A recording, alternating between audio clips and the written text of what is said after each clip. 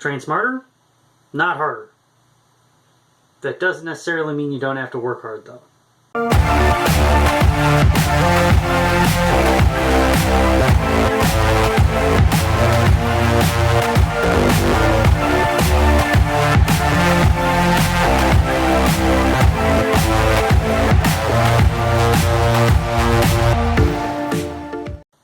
So train smarter, not harder. Let's back up a little bit.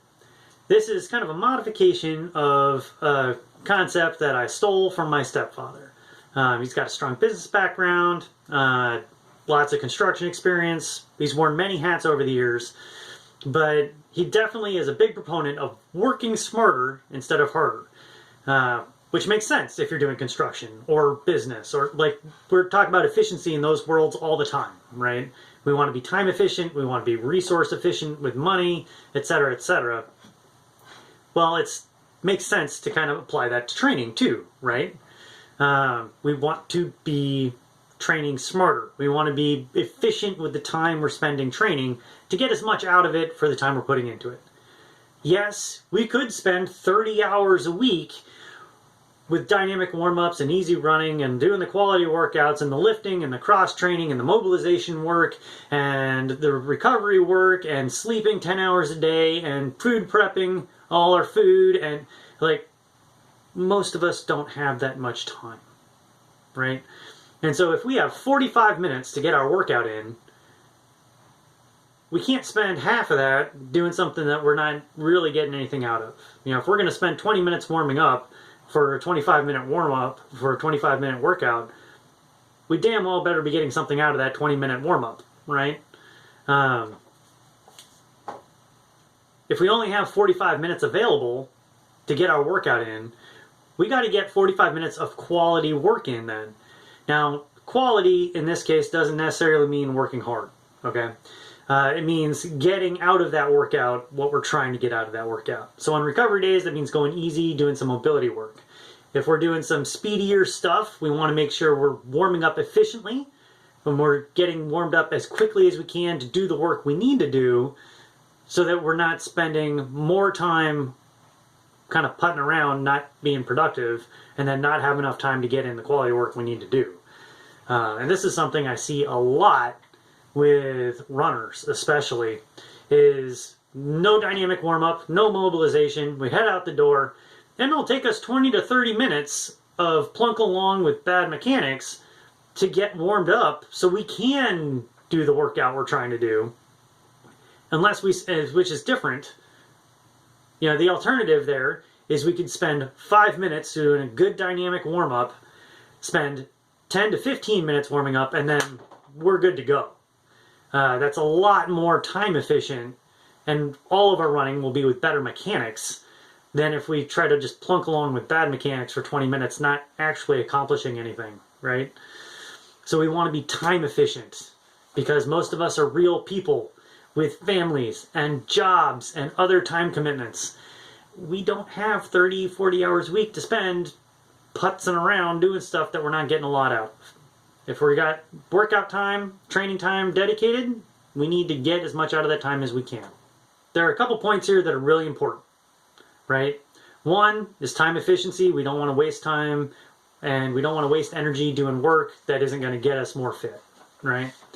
Two, injury prevention is paramount, because if you get hurt because you're either not warmed up enough or you're working too hard on an easy day and so you're not recovering, or whatever the reason, we're going to lose more time dealing with recovering from the injury than if we hadn't gotten hurt to begin with, right?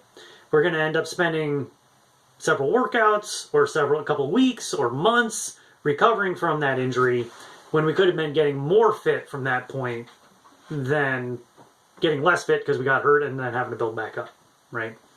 So this is why I place such a premium on it, because most amateur endurance athletes work too hard all the time.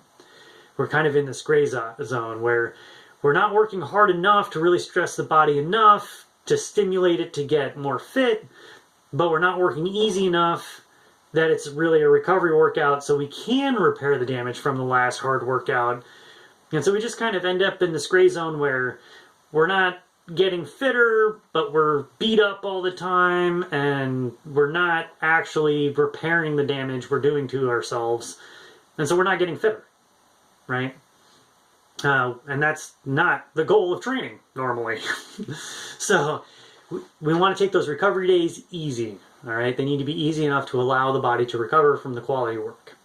The quality work needs to be hard enough to stimulate our body to go, oh crap, this is not good. We need to build these systems back stronger, fitter, be able to produce more energy, whatever the training stimulus is we're looking for in that workout, so that this doesn't happen again, right? Now, there is a little bit of a catch here. If you go too hard, you may not be able to finish the workout.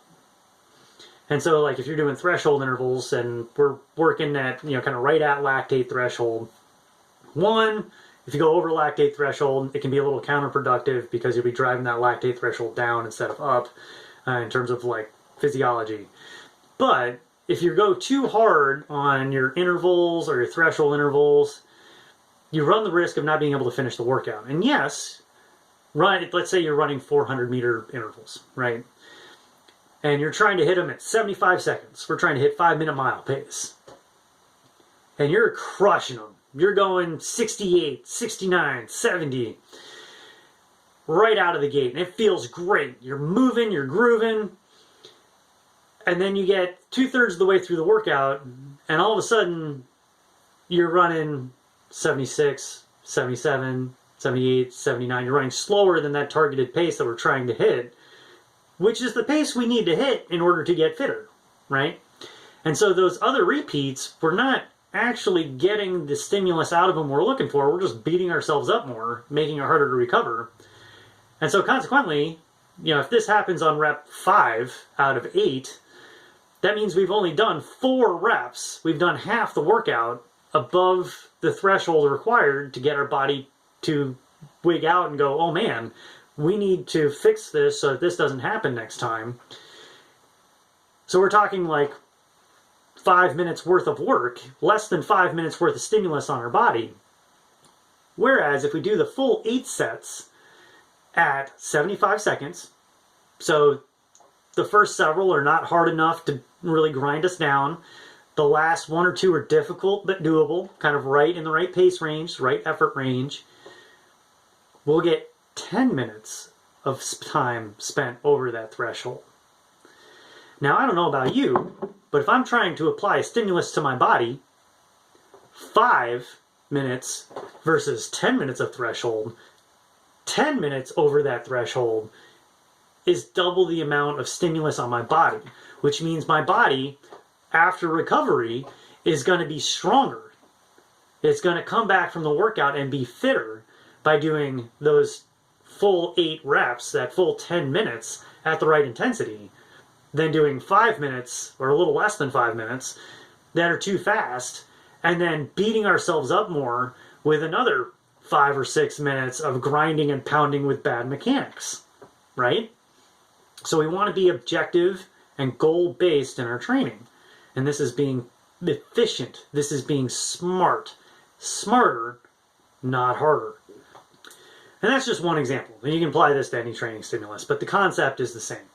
We need to know the purpose of the workout and how it fits into the overall training plan and the goals and objectives that we're looking for. And then we want to work at the right intensity for the stimulus we're looking for. We want to be smarter, not necessarily just run our guts out every day. Because remember, the goal is to become more fit, not to crush the workout. So there's one workout we want to crush, and that's the race. It can feel good to crush a workout, but that's not the goal of the workout. The goal of the workout is to get more fit. That way on race day, we can perform at our best. So until next time, train smarter, not harder.